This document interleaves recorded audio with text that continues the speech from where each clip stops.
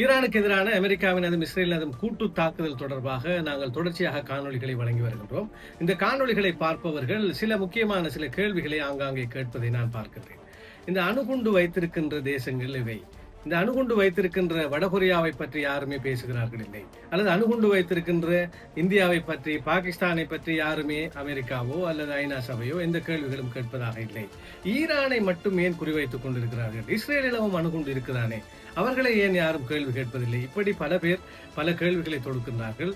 இப்படியான கேள்விகள் உள்ளோருக்கான ஒரு காணொளி தான் இது. அணுகுண்டின் வரலாற்றை நாம் பார்க்கின்ற போது எல்லோருக்கும் தெரியும், 2ஆம் உலக மகாயுத்தத்தின் போது ஜப்பானினுடைய ஹிரோஷிமா, நாகசாகி ஆகிய 2 நகரங்களில் அமெரிக்காவினால் போடப்பட்ட 2 அணுகுண்டுகள், லிட்டில் பாய் ஃபேட் மேன் ஆகிய 2 அணுகுண்டுகள் ஏற்படுத்திய தாக்கம் எல்லோருக்கும் தெரியும்.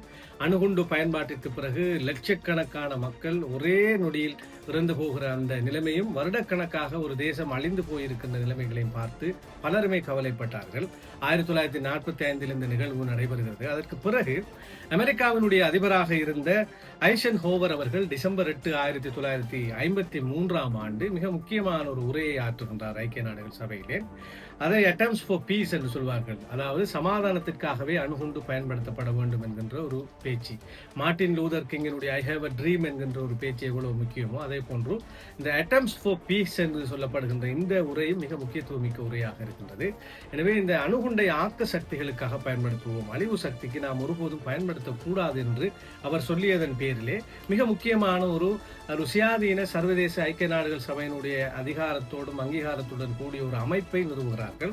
அதுதான் இன்டர்நேஷனல் அட்டாமிக் எனர்ஜி ஏஜென்ட் என்று சொல்லப்படுகின்ற சர்வதேச அணு சக்தி முகமை என்று சொல்லப்படுகின்ற ஒரு அமைப்பு. இந்த அமைப்பு உலகம் முழுவதிலும் இந்த அணுசக்தி ஆக்க சக்திக்காக பயன்படுத்தப்பட வேண்டும், இதனுடைய செறிவாக்கல் அதிகரிக்கப்படக்கூடாது, அதே போன்று இந்த அணுச்செறிவு உள்ள களஞ்சிய சாலைகள் குறைக்கப்பட வேண்டும் முடிந்த அளவில் என்கின்ற அடிப்படையிலே அவர்கள் சில வேலைகளை செய்வதற்காக இந்த அமைப்பை உருவாக்குகிறார்கள். 1956 இந்த அமைப்பு ஏற்றுக்கொள்ளப்படுகிறது. இதனுடைய தலைமையகம் எல்லோருக்கும் தெரியும், ஆஸ்திரியாவிலே வியன்னாவிலே அது நிறுவப்படுகிறது. 1957 ஜூலை 29 இது நிறுவப்படுகிறது. எனவே இந்த ஒரு சுயாதீனமான இந்த நிறுவனம் இயங்குவதற்கு தேவையான சில கட்டுப்பாடுகளை உருவாக்குகிற வகையிலே சில சர்வதேச ட்ரீட்டி, சட்டம், சமவாயங்கள் உருவாக்கப்படுகிறது. அதில் மிக முக்கியமாக இந்த அணுகுண்டு தொடர்பான 3 சமவாயங்களை நாம் எடுத்துக்கொள்ளலாம். முதலாவது இந்த NPT என்று சொல்லப்படுகின்றது, அடுத்தது CTBT என்று சொல்லப்படுகிறது, அடுத்தது TPNW. முதலாவது இந்த NPT என்பதை பார்த்தால் 1970 ஆண்டு இந்த சமவாயம் வருகிறது. அதனை நான் விரிவாக பார்ப்பதற்கு முன்பு ஏனைய 2ஐயும் சுருக்கமாக சொல்லிவிடுகிறேன், அதை நாங்கள் விரிவாக பார்க்க தேவையில்லை. இந்த NPT என்பது 1970 உருவாக்கப்படுகிற போது 191 நாடுகள் அதிலே கையொப்பம் இடுகிறார்கள். இதனுடைய விரிவாக்கம் என்னவென்று சொன்னால், ட்ரீட்டி ஆன் தி நான் ப்ராலிஃபரேஷன் ஆஃப் நியூக்ளியர் வெப்பன்ஸ், அதாவது அணு ஆயுத விரிவினை தடை செய்கின்ற ஒரு ஒப்பந்தம் இது செய்யப்படுகிறது 1970 ஆண்டு. இதிலே சில தீர்மானங்களை கொண்டு வருகிறார்கள். அதாவது 1967 ஜனவரி 1 முதல் யார் யார் அணு ஆயுதம் வைத்திருந்தார்களோ அவர்கள் நியூக்ளியர் வெப்பன் ஸ்டேட்ஸ் என்று சொல்லப்படுகிறது. அந்த நேரத்தில் நீங்கள் பார்த்தால் America, Russia, Britain, France, China இந்த 5 வல்லரசு நாடுகளும் தான் அணு ஆயுதத்தை வைத்திருந்தது. உங்களுக்கு மேலதிகமாக தகவல் வேண்டும் என்றால், அமெரிக்கா 1945 அணுகுண்டு வைத்திருக்கிறது, அதே போன்று ரஷ்யா 1949, பிரிட்டன் 1952, பிரான்ஸ் 1960, சைனா 1964 முதலாவது சோதனை நடத்தி அணுகுண்டு வைத்திருக்கிறார்கள். எனவே 1967 முன்பு வைத்திருந்த நாடுகளுக்கு நியூக்ளியர் வெப்பன் ஸ்டேட் என்று பெயரும், ஏனைய நாடுகளுக்கு நான் நியூக்ளியர் வெப்பன் ஸ்டேட், அதாவது அணுகுண்டு வைத்திருக்காத நாடுகள் என்று சொல்கிறார்கள். ஆக உலகத்தில் இந்த 5 நாடுகளைத்தான் இன்றளவிலும் சட்ட ரீதியாக அணுகுண்டு வைத்திருக்கிற தேசங்கள் என்று சொல்கிறார்கள். ஆனால் இந்த NPT ஒப்பந்தத்திலே 191 நாடுகள் கையொப்பமிட்டிருந்த போதும் கூட இந்தியா கையொப்பமிடவில்லை, பாகிஸ்தான் கையொப்பமிடவில்லை, இஸ்ரேல் கையொப்பமிடவில்லை. எனவே கையொப்பமிடாத ஒரு தேசத்தினை கட்டுப்படுத்துகிற அல்லது அவர்களுடைய தேசத்திற்குள் சென்று அணுகுண்டு சம்பந்தமாக சோதனை நடத்துகின்ற அதிகாரம் இந்த IAEA அமைப்புக்கு இல்லை. உங்களுக்கு தெரியும், சர்வதேச பொறுத்தாணைகள், சமவாயங்கள் எல்லாம் அப்படித்தான். இலங்கையிலே போர்க்குற்றம் நிகழ்ந்திருக்கிறது, ICCக்கு முன்னால் இலங்கையின் ஜனாதிபதியை நிறுத்த வேண்டும் என்றெல்லாம் எங்களுடைய தமிழ் சகோதரர்கள் பேசுகிற போது சொல்லப்படுகிற ஒரு விஷயம். இந்த ICC ஒப்பந்தத்தில் இலங்கை கைச்சாத்திடவில்லை. எனவே சர்வதேச சமவாயங்களில் கைச்சாத்திடுகிற போதுதான் அந்த சமவாயங்களுக்கும் அந்த அமைப்புகளுக்கும் கட்டுப்படுத்துகிற ஒரு பண்பு இருக்கும். அந்த அடிப்படையில் தான் இந்த NPT ஒப்பந்தத்தில் கைச்சாத்திடவில்லை என்பதற்காக இந்தியா, பாகிஸ்தான், இஸ்ரேலை கட்டுப்படுத்த முடியாது. அடுத்து வடகொரியா. இந்த வடகொரியாவை நாம் எடுத்து பார்க்கிற போது 1985 இந்த ஒப்பந்தத்திற்குள் வருகிறார்கள். பின்பு 2003 ஆண்டு இது எனக்கு சரிவர மாட்டா என்று அவர்கள் தனியாக செல்கிறார்கள். வடகொரியாவுக்கு பிறகு தனியாக சென்று 2006 அணுகுண்டு சோதனையை முதலாவதாக செய்து அதற்கு பிறகு 2017 வரையிலும் 6 சோதனைகள் நடத்தியிருக்கிறார்கள். அதே போன்றுதான் இந்தியாவிடம் அணுகுண்டு இருக்கின்றது. 1974 சோதனை, முதலாவது சோதனை. 98 வரையிலும் 3 சோதனைகள் நடத்தியிருக்கிறார்கள். பாகிஸ்தான் 1998 2 சோதனைகள் நிகழ்த்தி அவர்களும் அணுகுண்டு வைத்திருக்கும் தேசமாக இருக்கிறார்கள். ஆனால் சட்டத்தின் பார்வையில் அணுகுண்டு வைத்திருக்கும் தேசமாக இந்த வல்லரசு நாடுகள் 5 தான் இருக்கின்றன. இந்தியாவோ பாகிஸ்தானோ வடகொரியாவோ அணுகுண்டு வைத்திருக்கிற தேசமாக கணிக்கப்படுவதில்லை. இஸ்ரேலை எடுத்துக்கொண்டால் இஸ்ரேலிடம் அணு ஆயுதம் இருக்கிறதா இல்லையா என்று பார்த்தால் இஸ்ரேல் ஒரு மறைமுகமான ஒரு ஸ்டேட்டாகத்தான் இந்த அணு ஆயுத விடயத்திலே அவர்கள் உலகத்தை ஏமாற்றிக் கொண்டிருக்கிறார்கள். 1979 ஆண்டு இஸ்ரேல் அணுகுண்டு சோதனையை சவுத் ஆப்பிரிக்காவோடு சேர்ந்து செய்தது பசிபிக் சமுத்திரத்தில் என்கின்ற ஒரு தகவல் இருக்கின்றது. இந்த தகவலை உறுதிப்படுத்தியதே அன்றைய காலகட்டத்தில் அமெரிக்கா தான். இந்த தகவல் வெலா இன்சிடென்ட் என்று சொல்லப்படுகின்றது. அதாவது தெற்கு அட்லாண்டிக் கண்டத்திலே பசிபிக் சமுத்திரமும் இந்து சமுத்திரமும் இணைகிற அந்த இடத்தில் இருக்கின்ற வெலா என்கின்ற ஒரு இன்சிடென்டாக இது பார்க்கப்படுகிறது. அதிலே 2 ஒலிகள் வந்தன. எனவே அங்கே அணுகுண்டு சோதனை செய்யப்பட்டது என்று சொல்லப்படுகிறது. இஸ்ரேலை பொறுத்தளவில் திமோனா என்கின்ற ஒரு அணுகுண்டு ஆலை இருக்கிறது, அணுசக்தி ஆலை இருக்கிறது. எனவே நிச்சயமாக இஸ்ரேலிடம் அணுகுண்டு இருக்கிறது என்று உலகம் நம்புகிறது. ஆனால் அவர்கள் வெளிப்படையாக நாங்கள் அணுகுண்டு வைத்திருக்கிறோம் என்று சொல்லவில்லை. இந்தியா பாகிஸ்தான் எல்லாம் நாங்கள் அணுகுண்டு வைத்திருக்கிறோம் என்று வெளிப்படையாக சொல்லிவிட்டார்கள். ஏனென்றால் போர் சூழல், போர் பதட்டம் இருக்கிற தேசங்கள் எங்களிடம் அணுகுண்டு இருக்கிறது என்று பறைசாற்றுகிற போது ஏனைய தேசம் பயப்படும் என்கின்ற ஒரு காரணத்தாலும் உலகத்தில் நாங்களும் ஒரு வல்லாதிக்க நாடுகள் என்கின்ற சக்தியை காண்பிப்பதற்காகவும் சொல்லிக் கொண்டிருக்கின்ற அதே சமயத்திலே இந்த உலகம் முழுவதும் அநியாயம் செய்கிற இஸ்ரேல் தன்னிடம் அணு ஆயுதம் இருக்கிறது என்பதை வெளிப்படையாக சொல்லாமல் இருப்பதன் காரணமாக IAEA போன்ற அமைப்புகள் இஸ்ரேலுக்குள் நுழைவதில்லை. இப்போது நாம் யோசிக்கலாம், இந்த ஈரானுக்கு ஏன் வேலை? ஒன்று, இந்த NPT ஒப்பந்தத்திலே அவர்கள் ஆரம்பத்தில் 1970 கையொப்பமிடாமல் இருந்திருக்கலாம். அவ்வாறு இருந்திருந்தால் இந்தியா போன்று, பாகிஸ்தான் போன்று, இஸ்ரேல் போன்று அவர்களையும் இந்த IAEAவோ ஐக்கிய நாடுகள் சபையோ கட்டுப்படுத்தி இருக்க முடியாது. அவர்கள் தான் கையொப்பம் விட்டு விட்டார்கள். சரி, 2வது வழியாக வடகொரியா செய்தது போல 85 கையொப்பமிட்டு 2003 வெளியானார்கள். அப்படி ஒரு வெளியேற்றத்தை அவர்கள் செய்திருக்கலாம். செய்து என்ன செய்திருக்கலாம் என்றால், இன்று வடகொரியாவை பார்த்தால் வடகொரியாவிற்கும் நிறைய பொருளாதார தடைகளை அமெரிக்கா, ஐநா சபைகள் எல்லாம் செய்வது வழக்கம். அதே சமயத்தில் வடகொரியா என்ன செய்தார்கள் என்றால், அவர்கள் அணுகுண்டை உருவாக்கி வைத்திருக்கிறார்கள். எனவே அணுகுண்டை உருவாக்கி வைத்திருப்பதனால் அவர்கள் பொருளாதார தடைகளை விதிக்க முடியும். ஆனால் ஆயுத ரீதியான ஒரு தாக்குதலுக்கு முனைய மாட்டார்கள். ஏனென்றால் டொனால்ட் ட்ரம்ப் அவர்கள் அரக்கிருக்கன் என்றால் கிம் ஜோங் உன் முழுக்கிருக்கன். அவர் உடனடியாக அமெரிக்காவையும் அழித்து எல்லாவற்றையும் அளிக்கின்ற அளவிற்கு துணிவுள்ள ஒருவர் என்பதால் அவரை நெருங்க மாட்டார்கள். இங்கே ஈரான் வடகொரியாவினுடைய ஸ்டாண்டை எடுக்கவும் இல்லை. அதே போன்று இந்தியா, பாகிஸ்தான், இஸ்ரேலினுடைய ஸ்டாண்டும் எடுக்கவில்லை. அவர்களுடைய ஒப்பந்தத்திலே ஈரான் கையொப்பமிட்டிருக்கிறார்கள். அவர்களுக்கு ஒத்துழைப்புகள் வழங்கியிருக்கிறார்கள். குறிப்பாக அந்த கையொப்பமிட்ட நாடுகளுக்கு IAEA குழுவினர் விஜயம் செய்வார்கள், அணுசக்தி இடங்களை பார்வையிடுவார்கள், பார்வையிட்டு அதில் இருக்கின்ற விடயங்களை அவர்கள் திருத்திக் கொள்ள சொல்வார்கள். அதே போன்று பயன்பாடு, மக்களுடைய பயன்பாட்டுக்காக மின்சார உற்பத்தியாக இருக்கலாம், மருத்துவ உற்பத்தியாக இருக்கலாம், அதற்கு மட்டும் இது பயன்படுகிறதா இல்லையா என்பதை சரிபார்த்துக் கொள்வார்கள். எனவே இவ்வாறு அவர்களினுடைய வழிகாட்டலில் இருக்க வேண்டும்.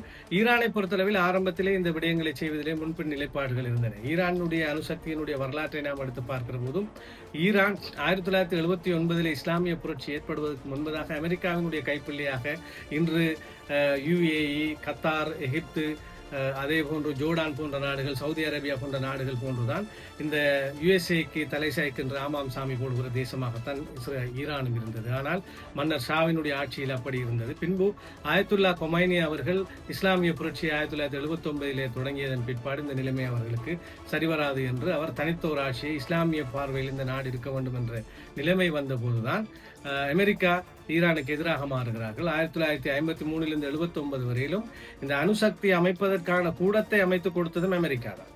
எனவே அமெரிக்காவினுடைய அனுசரணையிலே வளர்ந்தவர்கள் 79 இஸ்லாமிய புரட்சிக்கு பிறகு, அதற்கு பிறகு வந்த ஒவ்வொரு ஜனாதிபதிகளும் ஈரானுக்கு எதிரான நிலைப்பாடுகள் பலவற்றையும் எடுத்திருக்கின்றார்கள். பல பேரையும் சொல்ல வேண்டும். ரிச்சர்ட் நிக்சனுடைய காலகட்டத்தில் தான் முதலாவதாக ராஜதந்திர உறவுகளை எல்லாம் அவர் நீக்கின்றார். என்றால் 1979 காலகட்டத்தில் ரிச்சர்ட் நிக்சன் ஜனாதிபதியாக இருக்கின்றார். ஜிம்மி கார்ட்டர் அவர்கள் ஈரானுடைய புரட்சிக்கு பிறகு மிகுந்த ஈரானுடைய அணுத்திட்டத்திற்கு எதிரான பல நடவடிக்கைகளை எடுக்கின்றார். அதே போன்று 1990 பில் கிளின்டன் தான் பொருளாதார ரீதியான தடைகளை, அமெரிக்காவினுடைய தடை, ஐநா சபையினுடைய தடை என்று பல்வேறு நெருக்குவாரங்களை அவர் உருவாக்குகிறார்.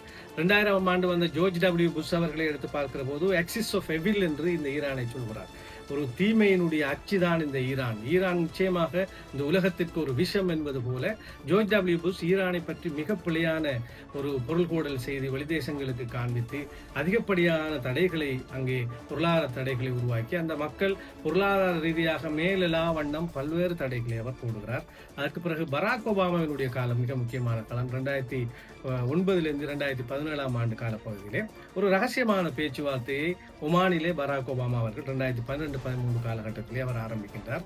எனவே இந்த அணுசக்தி விஷயம் சம்பந்தமாக IAEAக்கு நீங்கள் ஒத்துழைப்பு வழங்குங்கள், உங்களுடைய பொருளாதார தடைகளை நான் நீக்குகிறேன் என்ற ஒரு உறுதிமொழிகளை வழங்கி அந்த ஒப்பந்தம் ஒன்று கைச்சாத்திடப்படுகிறது. எனவே இந்த JCPOA என்கின்ற ஒப்பந்தத்திலே வல்லாதிக்க நாடுகளாக இருக்கின்ற America, Britain, Russia, China, France ஆகிய 5 நாடுகளோடு ஜெர்மனும் 6வது நாடாக சேர்ந்து ஈரானுடன் ஒப்பந்தம் செய்கிறார்கள். இந்த ஒப்பந்தம் மிக முக்கியமான ஒரு ஒப்பந்தம்.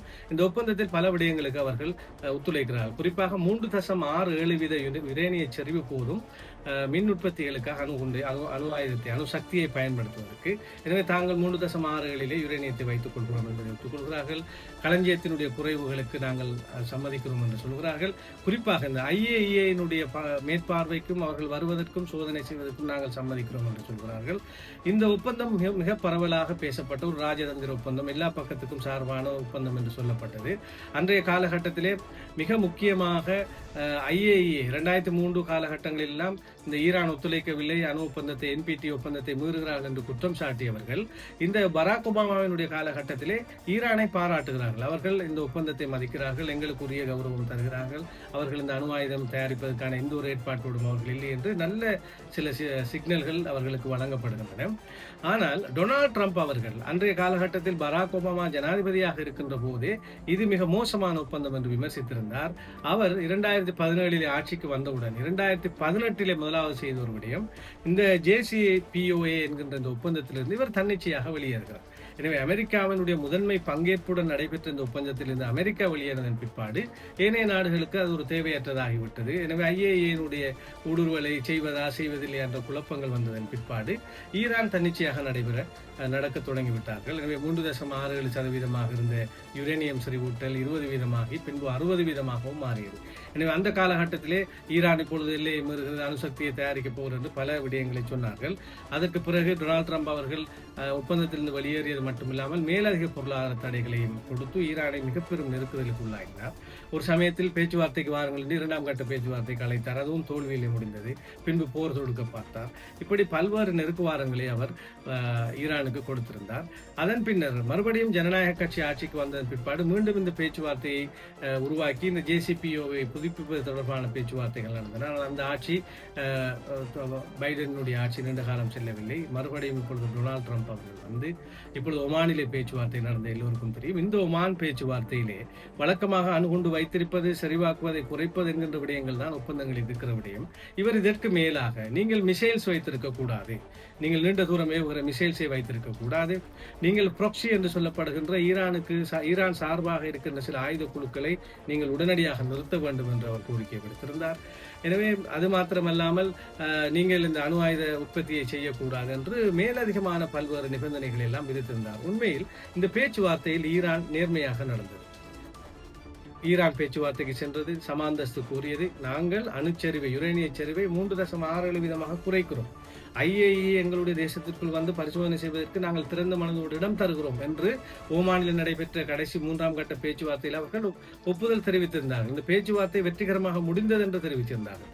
இருந்த போதும் கூட டொனால்ட் ட்ரம்பினுடைய தேவையாக இருந்தது, அங்கே அயத்துல்லா கொமைனி உள்ளிட்டவர்கள் இருக்கின்ற இடம் தொடர்பான புலனாய்வு தகவல் வந்ததன் பிற்பாடு உடனடியாக தாக்குதல் நடத்த வேண்டும், தாக்குதல் நடத்திவிட்டார்கள். இந்த இடத்தில் தவறு இழைத்தவர்கள் அமெரிக்கர்களும் இஸ்ரேலியர்களும் தான். சர்வதேச ஒரு ஒப்பந்தம் நடந்து கொண்டிருக்கிற போது அந்த ஒப்பந்தத்தை மீறியது இந்த 2 தேசங்களும் தான். எனவே இந்த 2 தேசங்களும் எதற்காக இந்த யுத்தத்தை நடத்துகிறோம், போரை நடத்துகிறோம் என்பதிலே தெளிவே இல்லை. பராக் ஒபாமா அவர்கள் சொல்கிற போது சொன்னார், நாங்கள் இந்த அணுகுண்டு வைத்திருக்கின்ற இவர்களுடைய அணுகுண்டை நாங்கள் இல்லாமல் செய்ய போகிறோம் என்று சொன்னார். பின்பு சொன்னார் ஒரு ரெஜிம் மாற்றத்தை உருவாக்க போகிறோம். இந்த 1979 வருகிற இந்த ஆட்சியை மாற்றி அந்த மக்கள் விரும்புகிற ஆட்சியை கொடுக்க போகிறோம் என்று சொன்னார். அதற்கு பிறகு வேறு சில காரணங்களை சொன்னார். இந்த மிசைல் சேலங்களை தாக்கும் என்று சொன்னார். உண்மையிலே இந்த மிசைல்ஸ் 2500 கிலோமீட்டர் இருக்கிற இஸ்ரேலை தாக்கும் என்றால் நியாயம் இருக்கிறது. ஈரானிலிருந்து 11,500 கிலோமீட்டர் இருக்கிற அமெரிக்காவை தாக்கும் என்று டொனால்ட் ட்ரம்ப் சொல்வதெல்லாம் வேடிக்கையாக இருக்கிறது. எனவே எதற்காக இந்த யுத்தத்தை அவர் தொடங்கியிருக்கிறார் என்பது அவருக்கு தெரியாது. இந்த யுத்தம், இந்த போர் எங்கே கொண்டு போய் முடியப் போகிறது என்பதிலும் இப்போதும் அவருக்கு எந்த தெளிவும் இல்லாத ஒரு சூழலில் ஈரான் அந்த எல்லா விடயத்திலும் தவறிழைத்த ஒரு தேசமாக நாம் பார்க்க முடியாது. குறிப்பாக இந்த NPT ஒப்பந்தத்தில் 70 கையெழுத்திடாமல் ஈரான் இருந்திருக்கலாம். இஸ்ரேல் கையெழுத்திடவில்லை. இந்த IAEA போன்ற அமைப்புகள் தன்னுடைய நாட்டிற்கு வருவதற்கான அனுமதியை ஈரான் வழங்குகிறது, இஸ்ரேல் வழங்குவதும் இல்லை, அவர்கள் சென்று பரிசோதிப்பதும் இல்லை.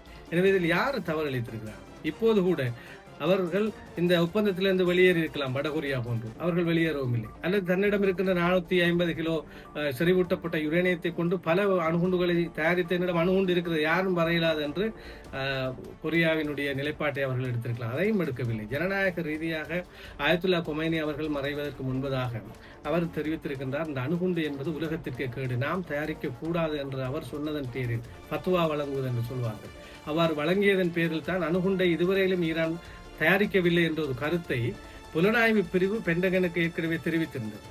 அதே போன்று அமெரிக்காவை தாக்குகிற எந்த எண்ணமும் ஈரானிடம் இல்லை என்கிற தகவலும் அங்கே சொல்லப்பட்டிருந்தது. இருந்த போதும் கூட இஸ்ரேலினுடைய தேவைக்காக அமெரிக்கா இப்பொழுது இந்த போரிற்குள் வந்திருக்கிறது. இதை நாம் சொல்லவில்லை, மார்க்கோ ரூபியோ அவர்கள் தெரிவித்திருக்கிறார். இஸ்ரேல் அமெரிக்காவை போருக்குள் இழுத்து விட்டது என்று சொல்லியிருக்கிறார். அதற்கு மறுப்பு தெரிவித்து பெஞ்சமின் நெதன்யாகும் ஏனையவர்களும் நாங்கள் இழுக்கவில்லை, அமெரிக்கா டொனால்ட் ட்ரம்ப் எடுத்த முடிவு என்று இப்பொழுது தெரிவித்திருக்கிறார்கள். ஏதோ ஒரு தவறை செய்துவிட்டு சர்வதேச ரீதியாக தங்களை நியாயப்படுத்துகிற வேலையில் அவர்கள் இருக்கிறார்கள். சர்வதேச அமைப்புகள், இந்த IAEA அமைப்பாக இருக்கலாம், ஐநா சபையாக இருக்கலாம், மனித உரிமை அமைப்புகளாக இருக்கலாம், இவர்கள் உண்மையாகவே ஒரு நீதியாக நேர்மையாக நடக்கின்ற அமைப்புகளா என்று கேட்டால் நிச்சயமாக இல்லை. இவர்களை பொறுத்தளவில் ஈரான் இந்தியா போன்றோ பாகிஸ்தான் போன்றோ அல்லது இஸ்ரேல் போன்றோ இல்லாவிட்டாலும் மூன்றாவது ஆப்ஷனாக வடகொரியா போன்றோ, சரி நீங்கள் எங்களைத்தான் பொருளாதார ரீதியாக தனித்து விடுத்தீர்கள், நாங்கள் இப்பொழுது அணுகுண்டு வைத்திருக்கிறோம் என்ற அணுகுண்டை தயாரித்திருந்தால் இந்த போர் நடந்திருக்காது. ஒன்றில் இஸ்ரேல் அமெரிக்காவிடம் மண்டியிட வேண்டும், இல்லை என்றால் தங்களுடைய கௌரவம் தான் முக்கியம் என்றால் அணுகுண்டு சோதனையை செய்து அணுகுண்டை வைத்துக்கொண்டு அவர்கள் வடகொரியா போன்று அவர்கள் அமெரிக்காவும் வேறு எந்த தேசமும் தன்னிடம் நெருங்காத வகையில் தன்னை தற்காத்துக் கொள்ள வேண்டும். இந்த இரண்டில் ஒரு முடிவைத்தான் அவர்கள் எடுக்க வேண்டிய ஒரு நிலைமைக்கு இப்பொழுதும் வந்திருக்கிறார்.